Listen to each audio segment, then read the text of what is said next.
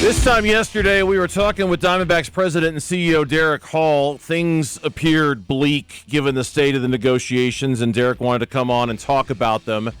Just to try to figure out how we were going to get some baseball this year. 24 hours later, and there is baseball, a deal that has been now finalized, ratified by a 30-0 vote among Major League Baseball owners. It was already ratified and put into place by the players earlier today, and we will have baseball. And joining us right now on the 72 Sold Sports Line, the managing general partner of the Arizona Diamondbacks, Ken Kendrick, who joins us here on the Burns and Gambo Show. Ken, good afternoon, and congratulations on a deal. I know it was a hard-fought one, but it was a deal.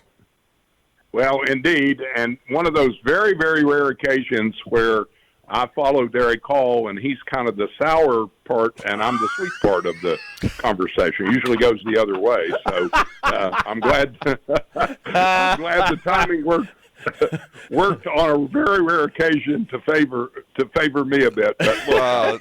That is great. That is. I kept telling funny. Derek yesterday, let's get this deal done. I mean, I got to buy my tickets for opening day, and now we know it will be April 7th. Let's talk about and Gambo will be happy to take your credit card if you have one. I'm ready. I'll send you a picture of it. Let's go. I need my tickets for opening day. We can give it out over the air if nobody's opposed. I mean, we can just handle that transaction right now if nobody's got a problem with that. Let's go. I buy tickets for every opening day. I never not buy tickets for opening day. I love opening day. It's one of my favorite times of the whole year. But let's talk about. I've been going to opening days for longer than you were alive. You guys are alive, so it's one of those great American institutions that I'm glad we're going to have.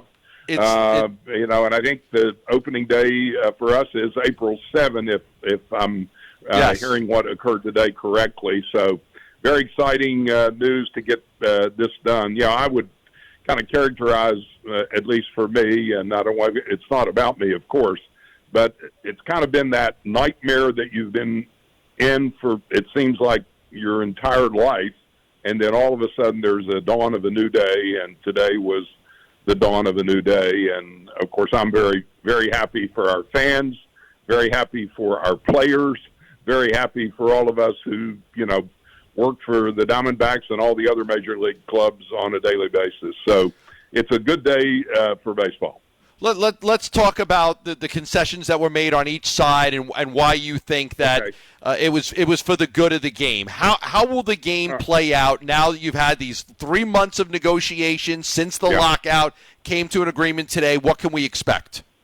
Well, let me, if I can kind of go in a summary fashion over some of the highlights, it'll give you a flavor of the agreement, and I think how it will impact our fans in particular, and how it impacts both the clubs as well as the players themselves. But in no particular order, one of the more significant areas that we worked hard to get a new strategy for is making rules, changing rules of play to improve the product on the field.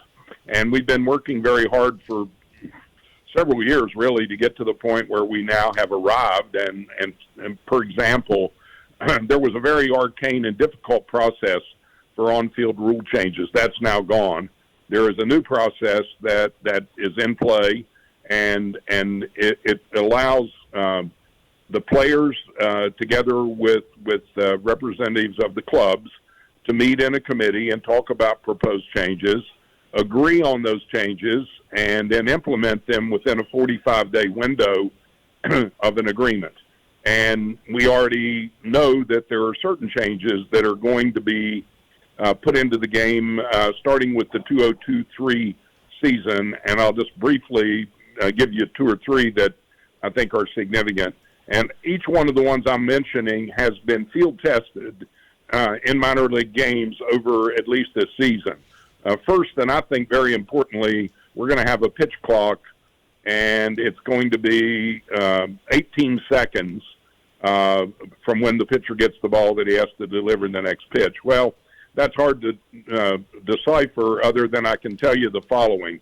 The year that it was in play last baseball season in the minor leagues, each game on average was reduced in length by over nearly 25 minutes in length. Wow. So that's a significant efficiency to the game, makes the game move at a better pace. Second, again, tested with lots of good outcome, is the elimination of these over the top shifts that we've been seeing for several years on the defensive side. Now the rule will be that before the pitch is thrown, there will need to be two of the infielders on either side of second base, and they must be on the dirt. What impact that will have is that it will change, we think, and we have data to prove this, it'll change the guys just swinging for the fences. Now they'll have a better chance to, hit a ball through the infield on the ground for a hit, and we think that will create more excitement in the game than merely what we now have is the strikeout versus the home run, which one wins. I'm so happy about that. That's my favorite one. Banning the shift was terrible for baseball. Yeah. I'm so happy you're not going to have the shift anymore. Yeah, a third one that's going to be coming, and we think it'll add some excitement to the game, is, I know this sounds a little weird, but it's the bases will physically be increased in size. And by the result thereof, when you're on first base, if you had your foot on the base and you were going to run to second, your distance will be shortened by the increase in the base size. You'll be X inches closer to second. When you get to second, you will have run X inches less distance. We tested all that out, and what it did was increased base stealing, which we think is an exciting element of the game that has somewhat gone by the wayside. And to make sure that works, it's correlated with a different rule on the pickoff. So the pitcher will not be able to do the pickoff move as easily as it once did. So what we think the net will be, proved it in the minor leagues, is that we will have more base running, more base stealing. Again, we think more excitement. Now, I won't go any further, but there are others that will be coming. Those, each and every one of those, I think are valuable additions. They will be in play in the 2023 season, not in the 2022 season. And that's the clarification I was seeking. It's not this year. It's going to be next year when all that stuff kicks in. The second thing that I'll mention, which has been pretty much out there, is expanded postseason. We were able to get an agreement. We would have liked it to go from 10 to 14 teams. We were able to get an agreement on 10 to 12 teams, which adds one wild card team per league. And the playoff format or postseason format will be the entry games will be the best 2 of 3 as opposed to a single elimination. So, again, more playoff baseball, more teams with the chance to get in the playoffs. We think that's healthy. Here's a biggie that is not really, I've known about it, and because I guess I'm in the weeds, but I think this is significant. We will be in the 2023 season, and for the rest of the 5 years of the agreement, we will be playing what is called a balanced schedule. The current way the schedule works is you play an extensive number of games against those teams in your division, lesser games against others in your league, and a very few number of games against teams in the opposite league. Starting in 2023 season, every team will play every other team in baseball at least one series. Using Gambo's favorite team, the Yankees, we will be playing the Yankees every year. We will play them 1 year at Chase, 1 year at Yankee Stadium. We'll play a series of 3 games against them and every other team in their league, half at home, half on the road. They call that, and we'll play less games in our division. We think that's a very fan-friendly change, gives a lot of people an opportunity to see teams they rarely get to see, and you'll see the American League teams every one of them every other year. We think that's a big positive change. Yeah. Another thing that has been much debated, and we have a committee working trying to get an international draft. And we have a give and take on whether that will happen. We have 3-4 months to work on it as a one-off item. I hope it will get done because I think my experience with international draft, meaning the players in the Caribbean mostly are impacted. These kids are being scouted, and under-the-table deals are made with them when they're 13 years of age or 14 years of age. And it's being done through, let's call it an underworld of representatives. And what happens is a lot of the money that we can't sign them until they're 16. And when they sign, they get whatever their bonus is, but a lot of that goes into third-party hands. If we have a draft, it changes that. And we think it'll clean up what I believe personally is a broken system. And so we're very anxious to get an agreement made on that. One of the things that occurred here, and I think it's been an inequity, is dramatic changes in the comp for 0 to 3 players in their first, second, and third years. We had a salary structure there that defines their salaries each year, and the entry-level player made $570 as his salary. Well, for most of us, that's a lot of money. But now he's going to be starting at $700,000 a year. That's almost a 30% increase. So we have shifted money, I think, out of the elite category back to the entry-level younger player. And I think we would all agree younger players are starting to be more and more important in the game, and they're not properly compensated. So I think that change is an important one. And then we have a pool of money, $50 million a year, of incentives to add to the payroll for those 0 to 3 players based on performance results. Each year there will be measurements done, and an additional $50 million will be paid to the pool of 0 to 3 players. So, again, I think that's a healthy improvement in the game. It puts more money in the hands of the younger players, and I think they're deserving. I won't go any further because you want to ask me some questions. So we are going to have a draft lottery, by the way. That's something that's been much talked about. Good. The first 6 rounds of the draft will be subject to a lottery.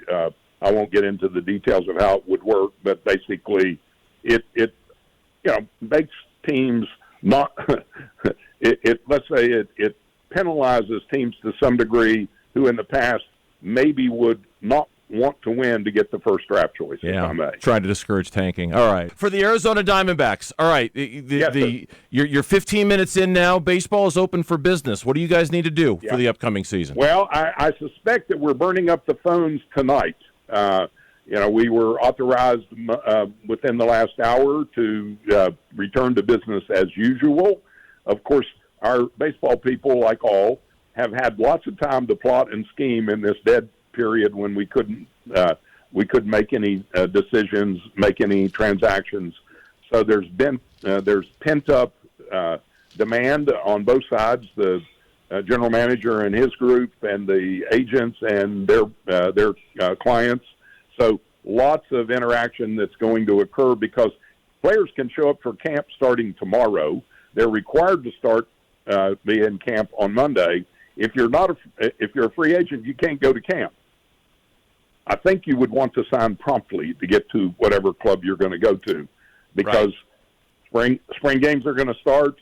Regular season is going to start on April 7th. So I think it's a little bit like the Oklahoma land rush, where all hands on deck, everybody is going to be going at it aggressively, and quick decisions are probably going to be made at all kinds of levels by all kinds of and trades at the same moment will now be reauthorized. So trade discussions will talk. So I have a feeling that the general manager and his team will be spending the same amount of time daily like those on the labor committee who were working very, very, very long hours over the last weeks. I think that will happen with the front office guys here starting tonight.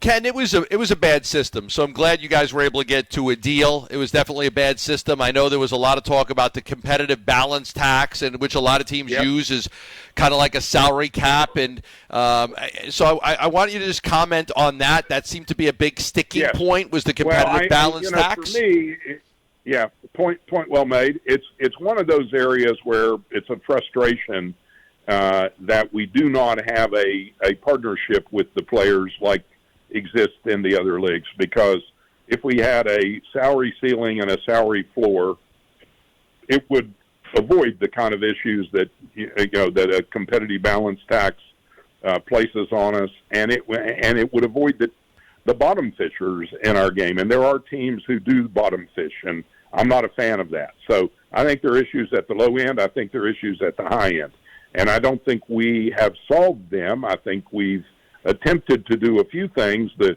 salary cap, did move up to some degree. A lot of pressure from the other side to do so. And the penalties have moved to be a little more aggressive on those who go over these various limits. Changes at the margin is what I would call it. I would have wished we would have been able to have something more like our brother leagues. And I think our owner group, our clubs, all of us recognize that we need to forge a partnership with the players as opposed to a system that makes us adversaries. The NBA has it, so does the NFL. Yeah, of course, and the NHL, all of them have. And unfortunately, our counterparts on the player side don't see that as an advantageous system for them. I believe they're wrong. I think over time, if we had a system like the others, what would we all be doing? We'd be figuring how to add revenues to the game, because we'd all get a specific percentage thereof. So our motivations would be to, the old rising tide lifting all boats. We're now fighting over whatever the revenue is. They want more. We want to give them less, essentially. And neither is good for the game. And it's not a good system, but we had to bargain with the system that we had because they weren't interested in changing the system.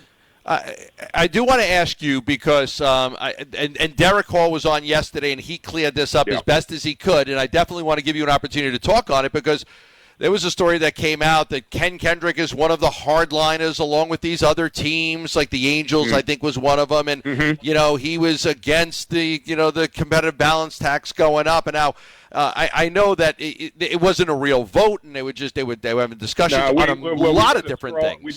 We did a straw vote, and my view of the competitive balance area, shared by some, but obviously not the majority, was that if we were going to move the limits up, which the other side wanted us to, and they wanted the limits, for a tax to even begin to be way higher than this agreement that we finally ended up with, dramatically above where we have been. They wanted that, and then they wanted the penalties to be de minimis. I was more against the de minimis penalties than I was raising the limits over time on the tax. So the system, is two things, not one thing. They go together. And, I feel, I don't like the system to begin with, and I don't think most in our game do, but, our counterparts. And look, I don't disrespect the union bargaining for what they think is in their interest. I mean, I'm a big boy, and I've done business deals my whole life, and I always respect the other guy's point of view. I don't have to agree with him. And in this case, I think it's not healthy for the future of the game, but, it's one element only. It's not all of the agreement by far. Ken Kendrick, our guest here on the Burns and Gambo Show, on the day that Major League Baseball and its players' union have reached a new agreement. We've talked about this for the last couple of years. We all knew this offseason was coming and that it had the potential to be really, really nasty. Now that it's done, do you feel that whatever damage has been done to the game throughout the process of these last 2 years, when it has been kind of painful, can be undone? And if so, how does baseball go about doing that, Ken? Well, it was very interesting on our owner call to vote, and we voted unanimously to support the agreement that is now official. Discussion was partly surrounding what I've just talked about, and that is we need to spend some time when we're not in the bargaining room and we're not at the end of the agreement, trying to help the player side understand how the other sports have advanced themselves by partnership. We haven't done a good job of that, and we need to do a better job to make them understand that a salary ceiling and a salary floor, if you will, and a sharing of revenues is a healthy way for a sport to operate, and we can use the data that is available to us from each of the other leagues. All of the other leagues have that model. What we have tended not to do is talk about that until it was bargaining time, which is once every 5 years. If you're going to get people to be educated on a new way of doing things, you need to spend some time when you're not in the short window that the agreement coming to an end puts you in. And so it's incumbent on us to do better work than we have done. Onus is on us. They don't agree with us. They certainly have a right not to. I think we have a duty to be better at explaining ourselves than we have been. Hopefully we'll do that. Players have always been against a salary cap. They've fought for it. They've been against it. I would imagine that a lot of the owners, yourself included, think that in many ways it would be better for the sport to have that because, again, shared partnership and revenue growing. Just give me your thoughts on whether there will ever be a time where there will be a salary cap in Major League Baseball. Well, I'm an old stir. I don't know how many more years I have to go in this. I would hope I would see it on my watch. I think it's important for the future of the game. I think a way to achieve it is to make the players identify with the other end of a salary cap, and that is a salary floor, where we do have teams, and I'm very direct with my colleagues in saying this, we have teams that do not spend a fair amount on their major league team. So I think they're equally at fault in the system to maybe teams that spend what we would deem excessive amounts. Both areas need to be dealt with, and the aggregate of total money that go to the players, if one can do math and say if we raise the floor, that puts more money in, and if we reach a fair max where there are the other leagues have various ways where their caps are not absolute. They're pretty hard, but they're not absolute. So a lot of work to be done in this area. It's something I believe we should do. I'll give one final little piece of information. In the NHL, before they did their current model, the revenue sharing model, people call it the cap model, but I call it revenue sharing. The highest paid team in the NHL paid their total payroll, their players' total payroll 3 times the lowest. Now it's 1.5 times the lowest. And what's happening in the NHL is a more competitive environment and a more equitable financial model. In baseball, get ready for this, the highest baseball team's payroll is 6.5 times, 6.5 times the lowest team. That's crazy. That's insane. Yeah. That is not a system that can sustain itself over time in a competitive environment. Yeah. And that has to change. So both ends of the system need to change, not just one end. Ken, I know it's been a busy day. You've had a lot going on, obviously, with meetings and approvals and things like that. We appreciate you carving out a few minutes of your time to talk to us about this today. Really do. Well, thank you guys for your interest. Thanks for being fans. Thanks for reporting fairly on what goes on. I know you do that, and I appreciate it. And then what I hope more than anything, our fans will kind of put aside that they've been reading for months about us on the in baseball being at odds with one another. We're now back to having, the game that we all love starting up literally at Salt River in about 10 days. Yeah. And so hopefully people will say, okay, now they're back playing. Let's go watch baseball. That's what I would hope. That sounds good to me. Me too. Ken, thank you very much. We appreciate it, Ken. Thank you. Thank you, guys. Appreciate your time.